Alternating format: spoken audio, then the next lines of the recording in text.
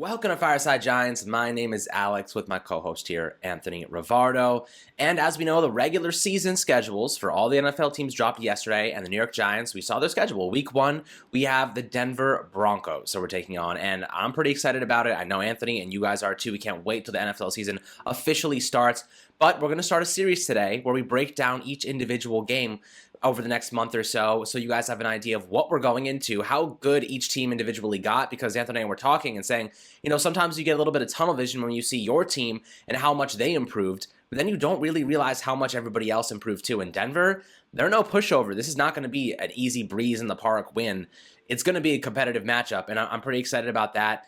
But guys, make sure, go hit that description link, discode count for Manscaped. 20% off. That's our sponsor for the video, for all these videos coming forth. So make sure to go hit up that 20% discount code. Really help us out. And, just all love here. Elite level content, you know how it is. Every single day, once at the fireside, always at the fireside. So, Anthony, before we dive into Denver and this matchup for week 1 for the Giants and really what they're walking into, what the strong points and weak points are for the Broncos, how are you doing today, my friend? I'm doing real good. I'm very excited with the schedule release. I like the Giants' schedule a lot. I think there's a lot of favorable matchups on there.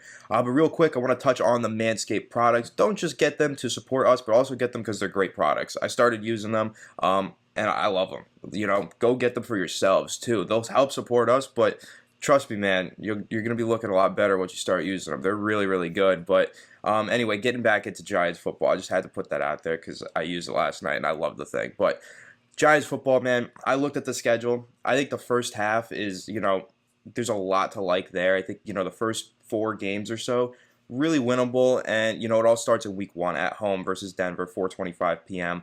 That's one that I have circled because I think this is right off the bat, you're getting a good challenge, but you're getting a reasonable challenge. Like, you're getting a really good football team as your matchup, but one that you can beat. The Giants can beat this team. They have their weaknesses, but they have their strengths. And the strengths kind of coincide with the Giants' strengths and weaknesses. And I think it's going to be an interesting matchup. And of course, it's going to be the return of Pat Shurmur to New York, which I think is going to be a really interesting storyline.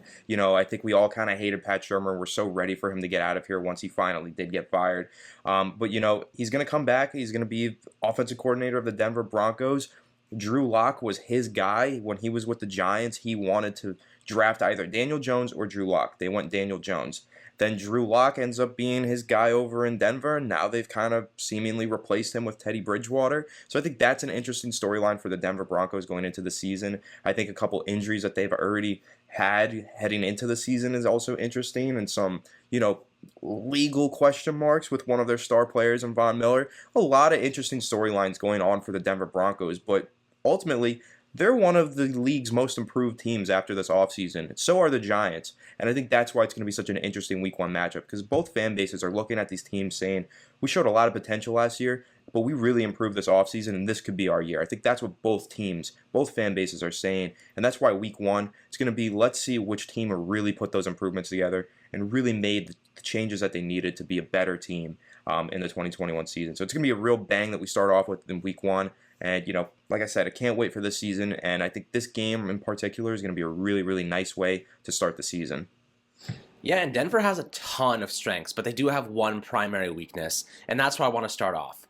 Their quarterback position is an absolute mess. With Drew Lock, Teddy Bridgewater, who really knows what's going to happen with that positional grouping? And I imagine there will be a position battle there between those two guys. We know that Drew Lock played in 15 games last year, rather 13 games, so he had a couple injured contests where he missed, but the guy almost had a 1-to-1 interception to touchdown ratio. He threw 16 touchdowns, 15 interception, had a 57.3 completion percentage.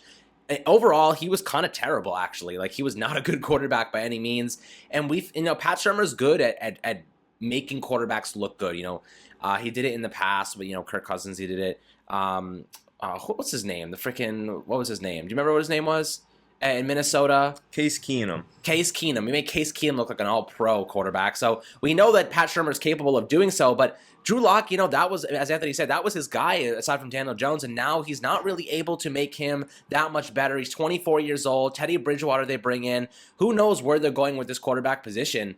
And the Giants, ultimately, this is going to be a great test for them on the defensive front. See how Azeez Ojulari is taking the return of Lorenzo Carr and Ocean Ximenez, Anthony. How do you see this quarterback positioning influencing how the Giants scheme around them? Where do you think the Giants can, exploit that biggest weakness for Denver? Because I think it really does come down to that quarterback position for them.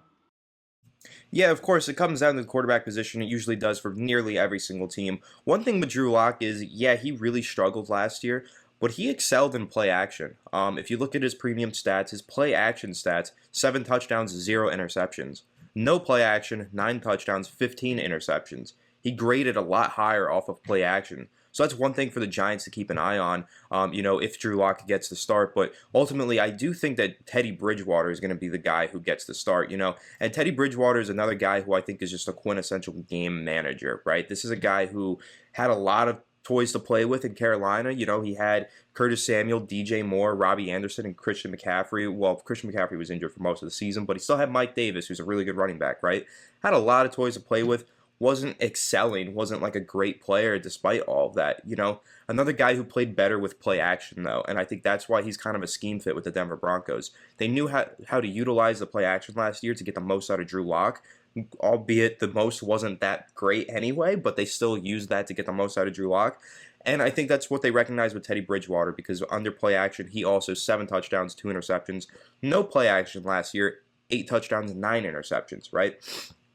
So I think he struggled a lot more without the play action, but and he also had a 15-11 touchdown to interception ratio last year. Teddy Bridgewater was no stellar quarterback by any means. I mean, when you look at the group of playmakers that they had, for him to only have 15 touchdowns is kind of like ridiculous, right? I mean, look at that. DJ Moore, went down, Curtis Samuel, Robbie Anderson. Teddy Bridgewater did get injured a few times, but still, like, he had a lot of toys to play with, regardless of the injuries. And, McCaffrey was out for most of the year. But, I mean, when you look at Teddy Bridgewater, I really do think that he is that game-managing type. But I want to take a look at his passing depth here, because I think he's one of those quarterbacks that really is kind of like one of those checkdown kings. If you look at his premium stats, which is what I'm doing right now, I'm looking at, he had 112 completions on 129 attempts, short passes under 10 yards down the middle. That's a really, really high completion percentage. But he only took 15 passes, deep passes, 20-plus yards down the middle of the field. Only 15 attempts. Only 18 to the deep right. Only 22 to the deep left. In terms of 10-plus yards, actually, this is even crazier. He only had a total of 92 passes between the 10 to 20-yard range. And that's where the crux of your passes are supposed to go, is between that 10 to 20-yard range.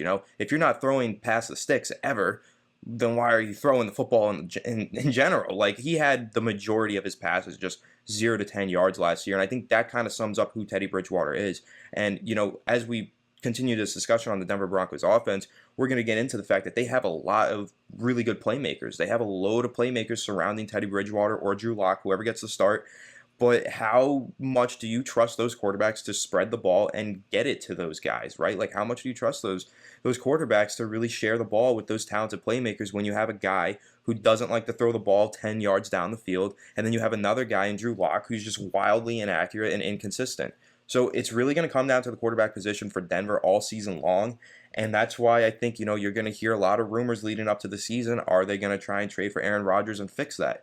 I don't know. I guess we'll see, but Pat Shurmur, of course, as Alex mentioned, was the quarterback whisperer with Case Keenum.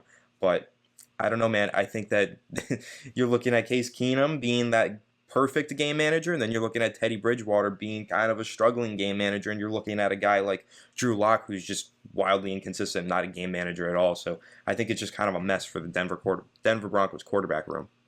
I mean, just looking at Teddy Bridgewater's, stats right now, especially when you're looking at specific locations where he throws on the football field, game managers, I would say, aren't really taking big shots downfield. They're getting, kind of West Coast style, like dink and dunk. They're managing this game, managing the flow, picking up, yards where they can.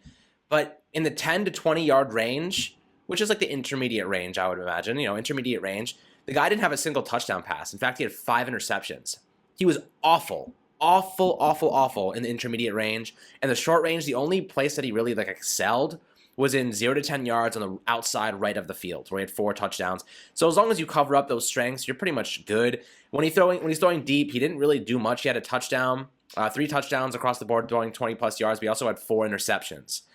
So his best statistics came behind the line of scrimmage on screens and dunk passes, like Anthony mentioned. So I'm not worried about Teddy Bridgewater. I mean, he can move a little bit. He could run, maybe. But our spy game is a fantastic, we have fantastic spies right out of Russia to make sure that they lock him down. So, honestly, I'm not really worried about Teddy. Drew Lock, on the other hand, another guy who throws a ridiculous amount of interceptions and, doesn't really have the best vision.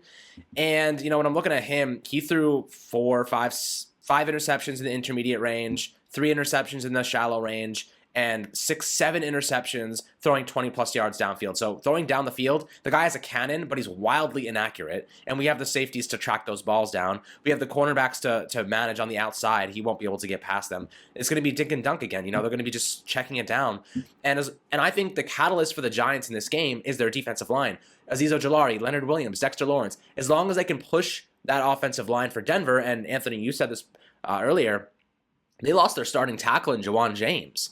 They don't even have their starting tackle, and the Giants are adding pieces to their defensive front. They retain Leonard Williams, Dexter Lawrence, another year in the experience of Patrick Graham's scheme, and you have Azeez Ojulari, the return of Lorenzo Carter, Ocean Ximenez, and a bevy of other talents. But I think the catalyst here, if you put pressure on Drew Lock or Teddy Bridgewater or whatever crappy quarterback they like to go with, you are going to win this game. You're going to hold them down and force those 2 quarterbacks, to make mistakes. They will throw interceptions. They will fumble the football. They will give the ball back to our offense.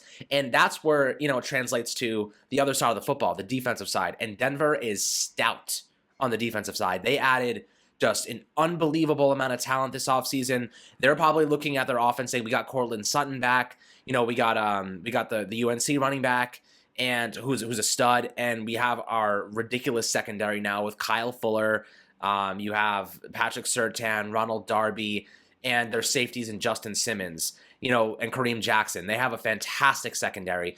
Luckily, we have very good receivers that also can operate in the short to intermediate range on the football field. I think that is a game we're going to see them feed the ball to Kadarius Toney, run the football a lot, try and a lot of heavy packages, short yardage stuff, kind of focus on those guys who can create space in the middle of the field because their cornerbacks are very strong. So I don't necessarily feel great throwing the ball to Kenny all game long or throwing it to Sterling Shepard on the outside all game long. I think you need to run, have those speed guys on the outside that can push the field and keep two deep safeties, and open up the middle of the field for guys like Kadarius Toney that can, churn out those yards and beat those slot cornerbacks, but also utilize Saquon Barkley in that running game very effectively and churn the yards, and try and overwhelm that defensive front, because they do have Von Miller, as Anthony said before, is dealing with a little bit of a legal issue. Who knows where that's going? And they do have Bradley Chubb, another pretty solid talent there. So this is a very interesting team with a very strong defense. Whatever they did last year doesn't really mean much to me because they added so many pieces. It's really hard to predict where they're going with this defense. They run a 3-4 scheme just like the Giants, so they rely on those outside linebackers to seal the edge and rush the passer. And our tackles are very much, in flux right now. We don't know what Matt Peart and Nate Solder's situation are going to be, who's going to be starting week 1. We know Andrew Thomas is going to be okay. But again, he facing off against Bradley Chubb or Von Miller week 1, that's a hell of a challenge for Andrew Thomas or any tackle in the NFL. So Anthony, when you're looking at this defensive side of the ball for Denver, how are you evaluating this? Are you looking at this as like we need to run the football, or we need to get it to our slot guys? Or are we attacking those cornerbacks? And I don't give a crap if it's Ronald Darby. I don't give a crap if it's Kyle Fuller or Patrick Surtain. We're attacking those guys. Our 50-50 balls to Kenny Golladay. That's why I have a 6'4" receiver now. Do you think they run a balanced scheme, or do you think they're staying away from those corners a little bit? I think the number one thing that you do just because he's a rookie is you test Patrick Surtain. I think that's what you do off the start. We've seen really talented cornerbacks enter the league. Think about Jeffrey Okudah. That was like the best cornerback prospect to come out in years for the Detroit Lions. That's where he ended up going. 3rd overall pick, I believe. Struggled so badly as a rookie. Patrick Surtain, excellent cornerback prospect out of Alabama. Everyone thinks he's going to be an instant impact, day one starter, really good player. If he's starting on the outside, the Giants, they have to test him. They have to say, hey, here's your welcome to the NFL moment. Let's put Kenny Golladay and let's just find him, put him on Patrick Surtain, Patrick Surtain to guard him every down, have Kenny Galladay welcome him to the NFL and say, hello, rookie, right? Like, that's what you got to do with a rookie corner that you're going up against in week one. You just have to find him, man mark him, and keep throwing the ball his way. Make him make a play. Don't let those seasoned veterans like Kyle Fuller or Ronald Darby try and make the plays for you. Or even Callahan out of the slot. Bryce Callahan, one of the best slot cornerbacks in the NFL. The Denver Broncos have a really, really good secondary. I mean, probably one of the best in the NFL. It's elite. They got Kareem Jackson, Justin Simmons, Ronald Darby, Kyle Fuller, Bryce Callahan, Patrick Surtain. Like, all of those players are studs. Those are studs all over the place. I think this is a game where you're going to say the Giants need to run more, because that's going to do two things. When you run the ball more against a team like Denver, you kind of, reduce the impact that secondary can have on you and the way that it can affect Daniel Jones. But also, you reduce the impact that those pass rushers, Bradley Chubb, Von Miller, it reduces their impact on the game as well when you run the ball. So I think you just kind of attack those linebackers, because if there's a weakness on this defense, I guess it's the linebackers. They're not the best. They're not the worst. They're like league 100%. Average linebackers, but those are the players on that defense that you got to attack as the linebacker core for the Denver Broncos. For the New York Giants, their offensive line is a struggle. As Alex just mentioned, our offensive tackles are question marks right now. Like, we have faith in Andrew Thomas. I have a lot of faith in Matt Peart as well. But really, they're very unproven. You can't really count on them to just lock down Von Miller and Bradley Chubb, snap after snap. So I think that's what you do. You rely on Saquon Barkley. Saquon Barkley's coming back from this injury. You got to keep in mind, Von Miller's coming back from an injury. He didn't play last season either, so maybe you can get away with having Matt Peart, face him in a couple of snaps here and there in pass protection, and hope that he doesn't, wreck Matt Peart's confidence for the rest of the season. Maybe you even give Nate Solder the start week one just because he knows how to handle a veteran like Von Miller maybe a little bit better. I don't know. There's definitely a lot of things you can do. Yeah, I think, the Giants loved doing that rotation last year. They loved doing that rotation. I could see them doing the rotation to start week one and seeing which tackle handled Von Miller better or really just handled the game better, and then seeing week two, maybe they get the full-time gig, or just going with the rotation all season long, as the Giants did last year. I think that's a really good point that Alex brings up. But I think that week one for the Giants, the game plan is going to be feed Saquon Barkley. He's coming back from injury. He's healthy. He's ready to go. The box isn't going to be stacked for him anymore. This was a really interesting stat that I found the other day while writing an article. Wayne Gallman for the New York Giants last season faced a stacked box on, I think, 41.5% of his rushing attempts. I mean, that is a ridiculously high number. It was second highest in the NFL. Defenses did not respect the Giants' passing game. They didn't respect any of those receivers that we had in our receiver core, and they did not respect our 4 curls and 1 flat route every single play by Jason Garrett. That stuff has changed. That has to change. The play calling has to change. The 4 curls just has to go. And then, of course, we've got way better playmakers in our receiving core. So that's going to open things up for Saquon Barkley. Less stacked boxes, especially against a team like Denver, whose linebackers aren't necessarily the best. Inside linebackers, that is. I think that's going to be huge. Game plan for me, feed Saquon Barkley, get him started, get him off to a really good start in week one, and let him get that confidence and ride on the rest of the season behind Saquon Barkley.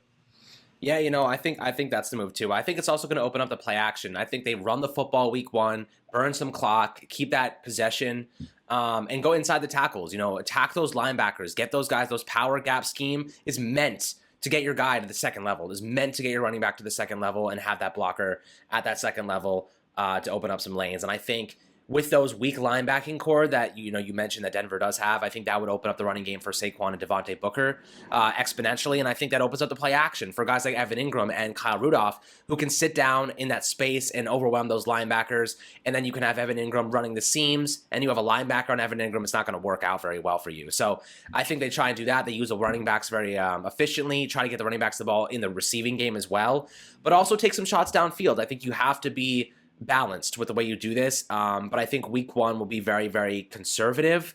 I think that you need to keep your offense on the field, and I think the defense for the Giants will be able to get that done specifically because as we mentioned, having Drew Lock, having Teddy Bridgewater, they're going to turn the ball over. It's only a matter of time. And then you have Melvin Gordon too, who Melvin Gordon's good, but he's not Saquon when he's healthy. He's a decent running back. I wouldn't say he's great, but they also have the UNC guy who's now pretty phenomenal. So Gordon did have 986 yards last year and 9 touchdowns, not too shabby at all.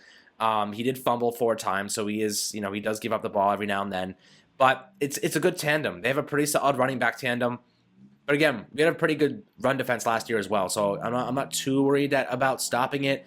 The Giants ranked about, let's see, 1, 2, 3, 4, 5, 6, 7, 8, 9, 10th last year in yards allowed per game on the ground with 111.4.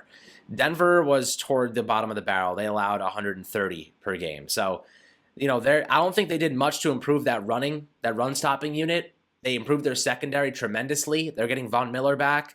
But again, who knows what he's coming back like after that injury. The secondary is going to be their strong point. Run the football aggressively, heavy personnel, get Kyle Rudolph, get Evan Ingram into space, and I think that'll be their plan. And then Kenny Golladay, hopefully they can get the ball to him at least in some man coverage situations and just throw the ball up, and he can catch those. Even if it is Kyle Fuller, he can go up and high point those balls. Like, that's why you have a 6'4" receiver.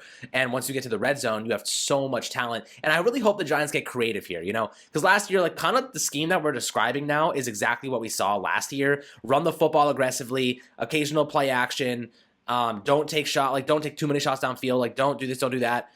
I think we still need to be aggressive and try and get our speedsters like Kenny Golladay, rather not Kenny Golladay, but John Ross, Darius Slayton, and Kadarius Toney into space, push them vertically, and try and take some shots. If they're playing two deep safeties, that's the guy out of the box. So you run the ball there, of course, play more short ball, but I think that you have to be very balanced. The Giants have the weapons to beat good teams. And even if you have a good secondary, doesn't mean that there isn't weaknesses in it. You know what I mean? There's a weakness for every coverage. So if they're playing a cover 2 or a cover 3, if you're playing cover 3, attack those seams. That's where Evan Ingram, I think, will actually end up excelling from a slot or inline position, just kind of breaking off and releasing and attacking those seams, or a spray fade even. I think on the outside, I think that's where he will really feast. I just don't want him sitting down in the middle of the field anymore and just collecting drops and interceptions. That's Kyle Rudolph's job. Like, let him collect those middle of the field balls. But I think we're going to see a lot of 12 personnel with those two tight ends, Anthony. How do you think that do you think that'll be like a frequent thing? Do you think the Giants are going to kind of focus in on using two tight ends a lot? I know Freddie Kitchens loved to use tight ends. I know that Jason Garrett loves to use tight ends. Maybe not two, but in the past, he always loved to feed the ball to Jason Witten. I think Kyle Rudolph is his Jason Witten now. Guy who has very dependable hands, a good red zone target, a decent blocker, probably not as good as Jason was back in the day, but I think someone who they can throw the ball to and not be worried he's going to drop it or cause an interception. Do you think that that's a big deal for this offense? Yeah, I think the Giants are going to use a lot of 12, 13 personnel this season. I think, Jason Garrett loves to utilize the tight end position. Freddie Kitchens, in that senior offensive assistant role, he liked to use the tight end position a lot as well.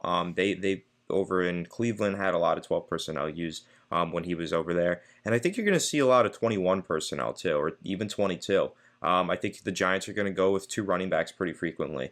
Because I think that they like what they have in Devontae Booker, and I think they're going to want to get him on the field. And I think, when you think back to when Freddie Kitchens was in Cleveland, he loved to use two running back sets. He loved having Nick Chubb and Kareem Hunt on the field at the exact same time. And I think that the Giants could maybe try and do something similar with Saquon Barkley and Devontae Booker. They paid Devontae Booker starting money, and he's a backup. So I expect to see him play a little bit more frequently than most people would. So I think, in terms of the Giants offense and the personnel that they're going to utilize, of course they're going to use just a lot of variations because now they have so many receivers that they got to get on the field. You got Golladay, you got Golladay, you got Shepard, you got Slayton, and you have Toney. So that's 4 right there. And then you still have, John Ross, Dante Pettis. But if you want to get 4 receivers on the field at points, you're going to have to really get creative with this offense. You're either going to have to go with 10 personnel, and it's just going to have to be really, really diverse, 4 receiver sets, 5 receiver sets, even sometimes 2 tight end sets, 3 tight end sets, where you only have 1 receiver on the field or 2 receivers on the field.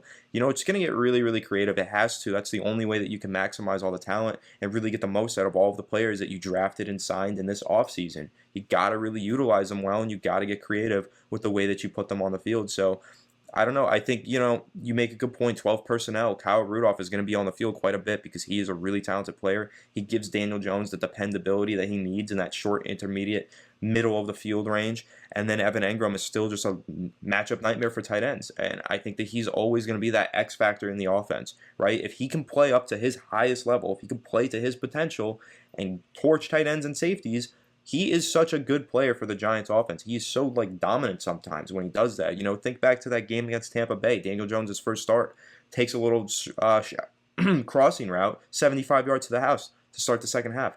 What other tight end in the league can do that? There's got to be 2 in total that can do that. so rare. The Giants just need to know how to utilize that, how to put him into positions where he can do things like that and not drop the football. And I think a lot of that has to do with he had too much pressure on his shoulders.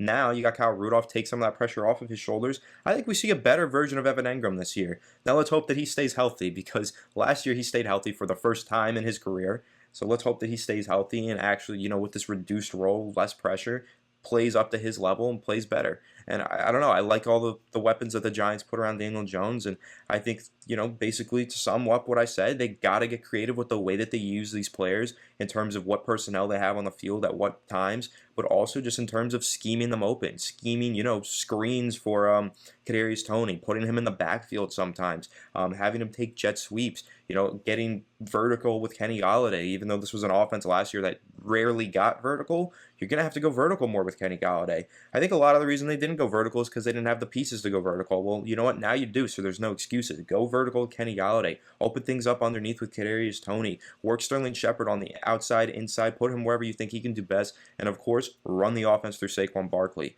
Think you got a formula for success there. The Giants just have to fully realize it and have to utilize these players to the fullest of their potential. And I think that we could see a really good offense out of the Giants this year. Yeah, no, I agree. I think the number one key word that you mentioned, or really that you were kind of explaining, is creativity. We don't want to see the same crap every day anymore. We don't want to see the constant hooks, the constant curls, the constant 5-yard, just speed outs or slants. We get it.